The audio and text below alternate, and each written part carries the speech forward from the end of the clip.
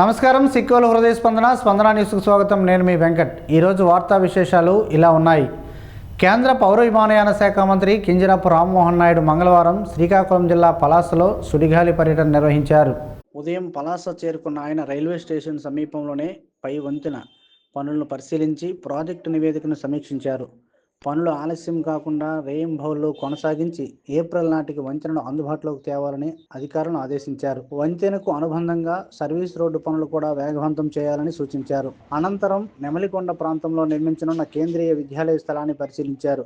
భవన నిర్మాణ ప్రణాళికలు, రోడ్లు మరియు మౌలిక వసతులపై కలెక్టర్ ఆర్డీఓతో చర్చించారు. తర్వాత రైల్వే కాలనీలోని భారత్ భవనాలను పరిశీలించి రాబోయే విద్యా సంవత్సరం నుంచి తరగతులు ప్రారంభించేందుకు అనుమతుల సమస్యను పరిష్కరించారు. అనంతరం మీడియాతో మాట్లాడుతూ పలాస ఆర్ఓబి పూర్తయితే ట్రాఫిక్ రద్దీ తగ్గి ప్రయాణికులకు సౌలభ్యం కలుగుతుందని తెలిపారు. అలాగే కేంద్రీయ విద్యాలయం ప్రారంభంతో సాయుధ దళాలు, కేంద్ర ఉద్యోగుల పిల్లలకు నాణ్యమైన విద్య అందుబాటులోకి వస్తుందని ఆశాభావం వ్యక్తం చేశారు. ఈ కార్యక్రమంలో కూటమి ప్రతినిధులు, రెవెన్యూ, రైల్వే అధికారులు, స్థానికులు పాల్గొన్నారు. మనం శ్రీకాకుళం జిల్లా పలాస నియోజకవర్గం పలాస పట్టణంలో ఉన్నాం.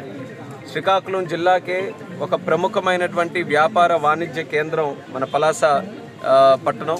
పలాస, కాశీబుగ్గ ఈ రెండు జంట నగరాలు ఎన్నో సంవత్సరాల నుంచి ఇక్కడ ఒక వ్యాపారానికి కేవలం శ్రీకాకుళం జిల్లాయే కాదు, సౌత్ ఒరిస్సా ప్రాంతానికి కూడా ఒక ప్రముఖమైనటువంటి వ్యాపార కేంద్రంగా ఇది అభివృద్ధి చెందుతూ వస్తుంది.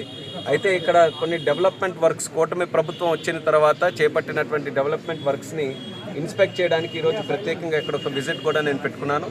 నాతో పాటు కలెక్టర్ గారు, అలాగే స్థానిక కూటమి పార్టీ నాయకులు అందరూ కూడా కలిసికట్టుగా కొన్ని వర్క్స్ని మేము విజిట్ చేశాం.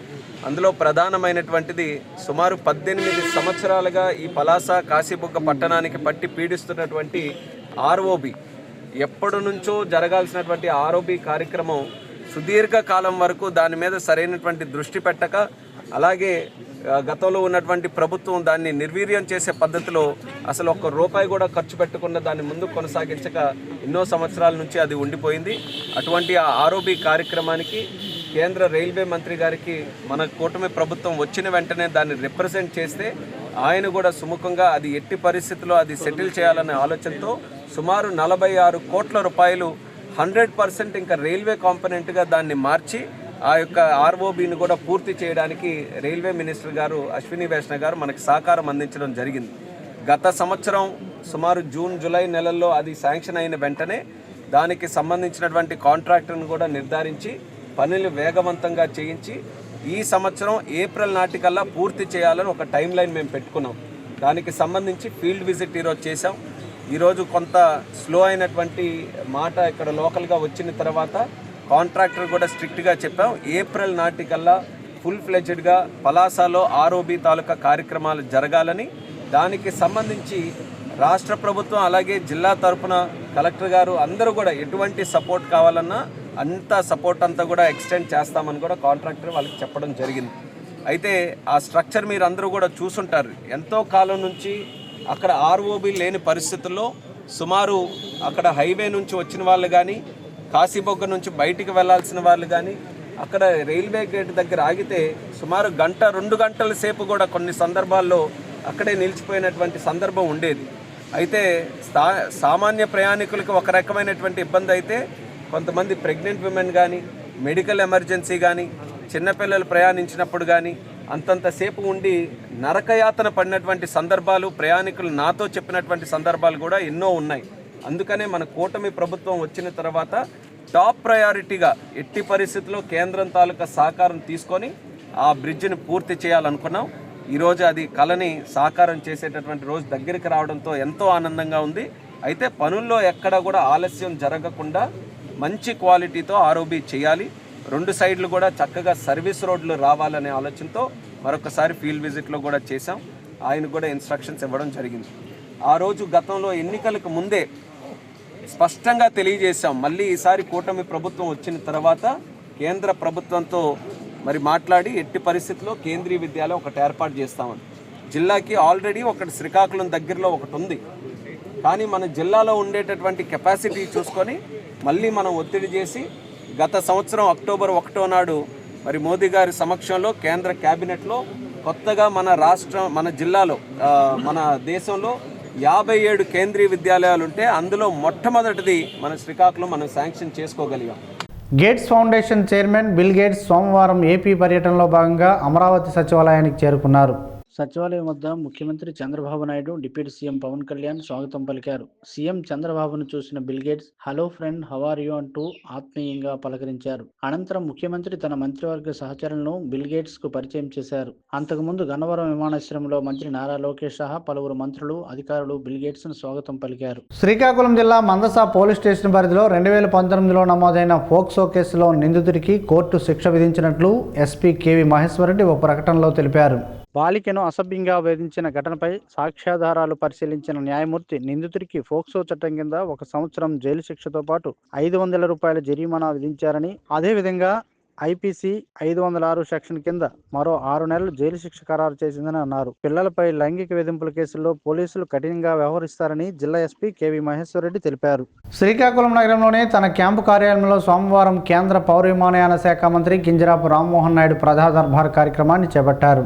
జిల్లా పరిధిలోని వివిధ ప్రాంతాల నుండి వెల్లువలా తరలివచ్చిన ప్రజలు తమ వినతులను కేంద్ర మంత్రికి నేరుగా అందించారు. ఉదయం 10 గంటల నుండి రాత్రి 10 గంటలు దాటిన వరకు గ్రీవెన్స్ కార్యక్రమం కొనసాగా ఓపికగా వాటిని అందుకున్న రామ్మోహన్ నాయుడు పరిష్కార మార్గాలను సూచించారు. అవసరమైన వాటికి అక్కడికక్కడే సంబంధిత అధికారులను ఫోన్లో సంప్రదించి స్పష్టమైన ఆదేశాలను అందించారు. త్వరలో జరగబోయే ఉత్సవాలు, శుభకార్యాలకు ఆహ్వానాలను అందుకున్నారు. దాదాపు 12 గంటల పాటు సాగిన ప్రజా దర్బార్ కార్యక్రమంలో సుమారు 1500 మంది ప్రజలు తమ వినతులను కేంద్ర మంత్రి చెంతకు చేర్చారు. అర్జీదారులకు మంత్రి నుండి భరోసా లభించింది అంటూ వారంతా ఆనందం వ్యక్తం చేస్తున్నారు.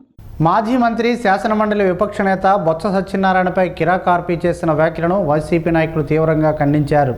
ఈ మేరకు శ్రీకాకుళం నగరంలోనే ఓ ప్రైవేట్ ఫంక్షన్ హాల్లో మంగళవారం ఏర్పాటు చేసిన మీడియా సమావేశంలో వైకాపా నాయకులు కేవి సత్యనారాయణ, డీసీసీబీ మాజీ చైర్మన్ కరిమి రాజేశ్వరరావు, కళింగ కార్పొరేషన్ మాజీ చైర్మన్ దుంపల లక్ష్మణరావు, హెచ్ఎర్ల మాజీ జడ్పీటీసీ నారాయణరావు తదితరులు మాట్లాడారు. ఉమ్మడి ఆంధ్రప్రదేశ్లో పీసీసీ అధ్యక్షుడిగా పనిచేసిన వ్యక్తి, నిరంతరం ప్రజల్లో ఉంటూ వారి సమస్యల పరిష్కారానికి చొరవ చూపిన వ్యక్తి బొత్స సత్యనారాయణని, అలాంటి వ్యక్తిపై స్థాయిని మరిచి కిరాక్ ఆర్పి సోషల్ మీడియా వేదికగా చేసిన వ్యాఖ్యలను నెటిజన్లందరూ తీవ్రంగా వ్యతిరేకించారని, అలాంటి పరిస్థితుల్లో క్షమాపణలు చెప్పారని, అయినప్పటికీ క్షమించరాని నేరంగా తామంతా భావిస్తున్నట్లు తెలిపారు. స్థాయిలు మరిచిపోయి ఇలాంటి వ్యాఖ్యలు ఎవరూ భవిష్యత్తులో చేయకూడదని, అందుకు తాము కిరాక్ ఆర్పీపై పరువు నష్టం దావా వేసి యోచనలో ఉన్నట్లు తెలిపారు. ఉత్తరాంధ్రలో ప్రజానాయకుడు బొత్స సత్యనారాయణపై వివేకం కోల్పోయి ఆర్పీ చేసిన వ్యాఖ్యలను అందరూ వ్యతిరేకిస్తున్నట్లు తెలిపారు. బడ్జెట్ వలన రాష్ట్రానికి ఎలాంటి ప్రయోజనం లేకపోవడంతో జనాగ్రహం చవిచూడాల్సి వస్తుందన్న భయంతో ఇలాంటి డైవర్షన్ పాలిటిక్స్ ను టీడీపీ నాయకులు చేస్తున్నారని ఆగ్రహం వ్యక్తం చేశారు. ఈ సమావేశంలో వైసీపీ నాయకులు జగదీష్, రాంబాబు, రామారావు తదితరులు ఉన్నారు. ఆయనేమో ఆయన ఇమిటేట్ చేసి లేనిపోని మాట్లాడడం, అలాగే మా నాయకుడు జగన్మోహన్ రెడ్డిని ఇమిటేట్ చేయడం. నీ స్థాయి ఏంటి? నువ్వు డయర్స్కి తక్కువ, రోడ్డు నాటకాలకు ఎక్కువ. నువ్వు అలాంటి మనిషివి, నీ స్థాయిలో నువ్వు ఉండాలి. ఎప్పుడైనా విమర్శించేప్పుడు పార్టీని కానీ అలాగే వ్యక్తులు కానీ విమర్శించకూడదు, పాలసీల మీద వెళ్ళాలి. తర్వాత నీకు పాలసీ ఏంటయ్యా? నువ్వెవరో, నువ్వు అసలు నీకేంటి సంబంధం? నీకు పాలసీ ఏంటి? నువ్వు రాజకీయ నాయకుడివా? ఒక పార్టీలో ఉన్నావా? ఏదైనా పార్టీలో ఉన్నావా? పార్టీ కూడా ఏం లేదు అంటే వాళ్ళ మెప్పు కోసం మేము ఏం మాట్లాడితే మాట్లాడేది సహజంగా సమంజసం కాదు. ఇది చాలా తప్పు. ఒక వ్యక్తిని విమర్శించినప్పుడు ఆయన స్థాయి ఏంటి, ఆయన పద్ధతి ఏంటి అని ఆలోచించాలి. ఎప్పుడు కూడా వ్యక్తిగత దోషంలో అది ఏ రాజకీయ పార్టీకి కూడా మంచిది కాదు. అలాంటిది ఏమీ లేనివాడు, నీకు ఏమీ లేని మనిషివి నువ్వు ఆ రకంగా మాట్లాడడం చాలా దురదృష్టకరం. ఈవేళ టీడీపీ ఎన్నో తప్పుడు కేసులు పెట్టి, తప్పుడు గృహ నిర్బంధాలు పెట్టి, అగ్గిలు పెట్టిసినా సరే మేము సమన్వయంతో చాలా జాగ్రత్తగా మా నాయకుడు కానీ మేము కానీ ఎవరిని దూషించకుండా కోర్టు ఉంది, ప్రొసీజర్ ఉంది, లేకపోతే ఫాలో అవుతున్నాం తప్ప ఏమీ లేకుండా ఇలా మాట్లాడడం లేదు. అలాంటిది ఏమీ స్థాయి లేకుండా నీ ఇలాంటి మాట్లాడడం, నీ మీద నేను కేసు పరువు నష్టం దావా వేసినే తప్పు లేదు, ఖచ్చితంగా జరగాలి. జరిగితే కానీ ఇలాంటి వాళ్ళు బుద్ధి చెప్పకపోతే మరి ప్రజాస్వామ్యంలో ఎలాంటి వ్యక్తులకు కూడా విలువలు ఉండవు. మా కిరాక్ ఆర్పి అనే ఒక కళాకారుడు, ఒక legendary personality, Uttarandhra tiger, Uttarandhra ప్రదాత, అభివృద్ధి ప్రదాత, అనేకమైన పదవులకి ఆయన వన్ని తెచ్చాడు ఆయన. అలాంటి వ్యక్తి ఈయన మీద లేనిపోని ఆవాకులు చావాకులు పేరడం అనేది ఒక ఉత్తరాంధ్ర ప్రాంత ప్రజలకే కాదు, మొత్తం ఎంటైర్ ఆంధ్రప్రదేశ్, ఉమ్మడి తెలుగు రాష్ట్ర ప్రజలు కూడా అందరూ చాలా వేదనకు గురయ్యారు. అసలు ఈ ఉత్తరాంధ్ర ప్రజలు కళాకారులు అంటే చాలా గౌరవిస్తారు. కానీ నువ్వు ఈరోజు ఒక కళాకారుడిగా కూడా ఒక చరిత్రహీనుడిగా మిగిలిపోయే స్థాయిలో ఈరోజు వచ్చావు. అతను సెలక్షన్ చేసుకున్న వ్యక్తి రాంగ్ పర్సన్. ఎందుకంటే ఇతని స్థాయి ఏంటి, గౌరవనీయులు శ్రీ బొత్స సత్యనారాయణ గారి స్థాయి ఏంటి? గౌరవనీయులు శ్రీ బొత్స సత్యనారాయణ గారి స్థాయి ఏంటంటే ఇటీవల నిన్ననే మేము అతను మాట్లాడిన మాటలు ఏదైతే ఆర్పి గారు మాట్లాడిన మాటలు ఉన్నాయో అది అతని దగ్గర ప్రస్తావిస్తే ఆడు వృత్తాలు చేసుకుంటున్నా లేరా వదిలిరా అన్న బొత్స గారి పెద్ద మనసు కానీ అతని తాలూకు స్థాయి అది. కిరాకార్పి లాంటి స్థాయి ఏంటంటే బాడీ షేపింగ్ చేసుకొని అందరి దగ్గర కూడా చిల్లర ఏరుకునే అతని స్థాయి ఏంటి అని చెప్పేసి మీరు ఒకసారి ఆలోచించాలని ఈ సందర్భంగా తెలియజేస్తాను. యువతలో జాతీయ సమగ్రత పెంపొందించడంతోనే బలమైన దేశ నిర్మాణం సాధ్యమవుతుందని జిల్లా ఉపాధి అధికారి కె సుధా అన్నారు.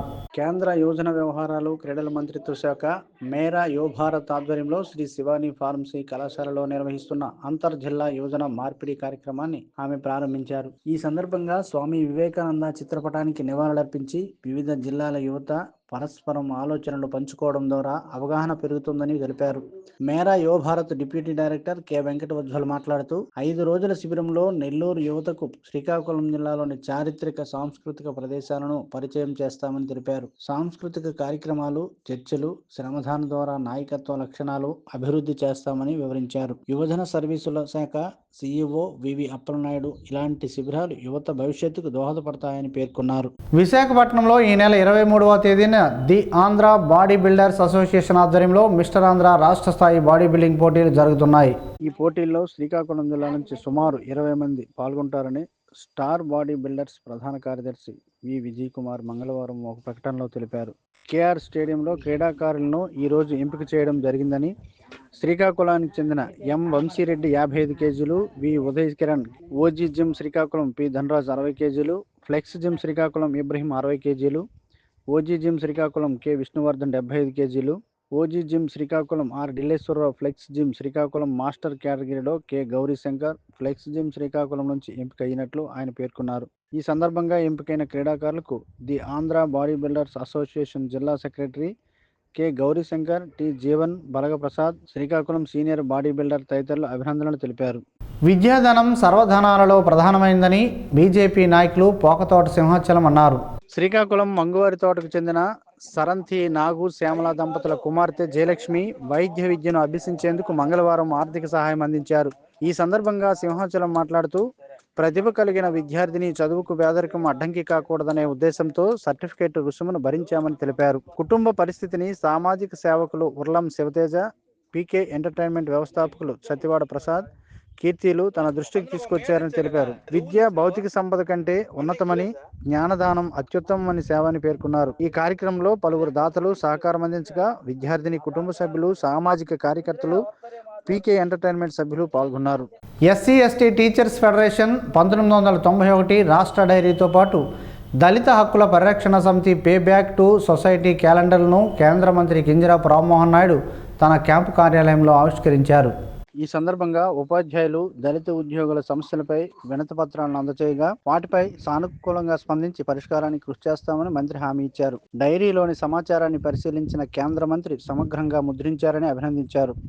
ఈ కార్యక్రమంలో రాష్ట్ర గౌరవ అధ్యక్షుడు ఫౌండర్ పోతల దుర్గారావు, రాష్ట్ర అధ్యక్షుడు ఎండిఎస్ రెడ్డి, ప్రధాన కార్యదర్శి అన్ను వెంకట్రావు, ఆర్గనైజింగ్ సెక్రటరీ కొప్పల డేవియన్, జిల్లా అధ్యక్షుడు ఆవాల అప్పన్న, ప్రధాన కార్యదర్శి కింజరాపు నూకరాజుతో పాటు కార్యవర్గ సభ్యులు బోనేల జగన్నాథరావు, భూపతి రవికుమార్, గోనాపు దుర్గాప్రసాద్, అంబటి ఆదినారాయణ పాల్గొన్నారు. అలాగే దళిత హక్కుల పరిరక్షణ సమితి జిల్లా అధ్యక్షుడు అంపోలు ప్రతాప్, సభ్యులు Bairi Dhanraj, Bevara Venkata Shivakumar, N Narayanarao, SC ST monitoring committee సభ్యులు దండాసి రాంబాబు, తోట రాము, బెవర రాము, తత్తి గోవిందరావుతో పాటు SC ST print and electronic media జిల్లా అధ్యక్షుడు గంజి అజ్రా సభ్యులు పాల్గొన్నారు. శ్రీకాకుళం జిల్లా పోలీస్ శాఖ ఆధ్వర్యంలో రహదారి భద్రత, మత్తు పదార్థాల నివారణపై అవగాహన కార్యక్రమాలు కొనసాగుతున్నాయి.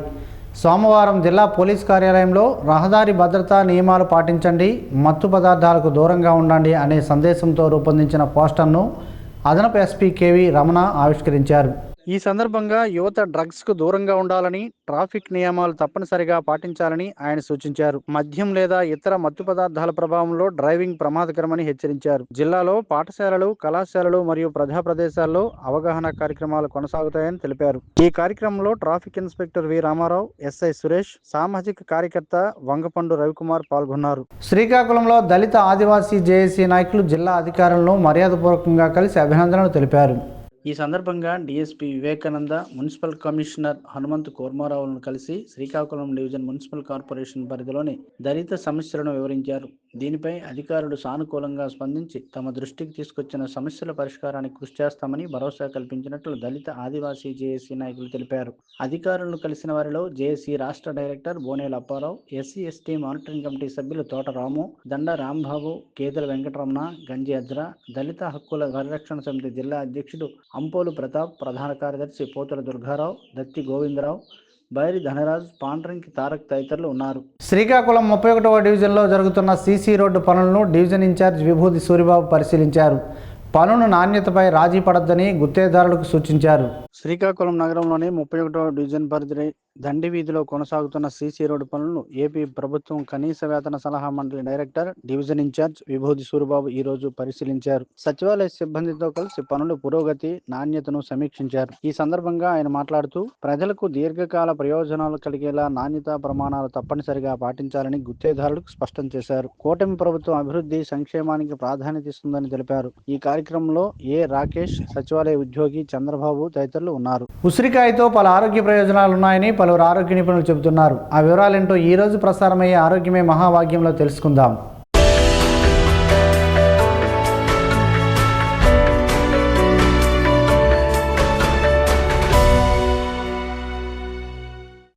సంస్కృతంలో ఉసిరిని ఆమ్ల లేదా ధాత్రి ఫలం అని పిలుస్తారు. ఇది ఒక సహజ ఔషధ గని. ఉసిరి చెట్టులో వేరు నుంచి చిగురు వరకు అన్ని భాగాలు ఔషధ గుణాలు కలిగి ఉండడం విశేషం. ఉసిరిలో విటమిన్ సి, యాంటీ ఆక్సిడెంట్లు, పీచు పదార్థం, కాల్షియం, ఐరన్, ఫాస్ఫరస్, పొటాషియం వంటి పోషకాలు సమృద్ధిగా ఉంటాయి. అవి రోగనిరోధక శక్తిని పెంచి శరీరాన్ని వ్యాధుల నుంచి రక్షిస్తాయి. జీర్ణక్రియ మెరుగుపడటానికి సహాయపడుతూ మలబద్ధకం వంటి సమస్యలను తగ్గిస్తాయి. కొలెస్ట్రాల్ నియంత్రణలో తోడ్పడి బరువు నియంత్రణకు సహకరిస్తాయి. ఉసిరిలో ఉండే యాంటీవైరల్, యాంటీ మైక్రోబియల్ గుణాలు రక్త ప్రసరణ మెరుగుపడటంలో ఉపయోగపడతాయి. రక్తంలో చక్కెర స్థాయిల నియంత్రణకు దోహదపడడంతో పాటు శ్వాసకోశ సమస్యలు, దగ్గు, జలుబు నుంచి ఉపశమనం కలిగిస్తాయి. మెదడు పనితీరును మెరుగుపరిచి జ్ఞాపక శక్తిని పెంచుకోవడంలో కూడా ఉసిరి సహాయపడుతుంది. అదనంగా ఉసిరిలోని యాంటీ ఆక్సిడెంట్లు చర్మ ఆరోగ్యాన్ని కాపాడి కాంతివంతంగా ఉంచుతాయి. కంటి చూపు, ఎముకలు, దంతాల ఆరోగ్యాన్ని కూడా మేలు చేస్తాయి. జుట్టు సంరక్షణలోనూ ఉసిరి ప్రయోజనకరం. ఇన్ని ఆరోగ్య గుణాలు కలిగిన ఉసిరిని ఆహారంలో భాగం చేసుకోవాలని నిపుణులు సూచిస్తున్నారు.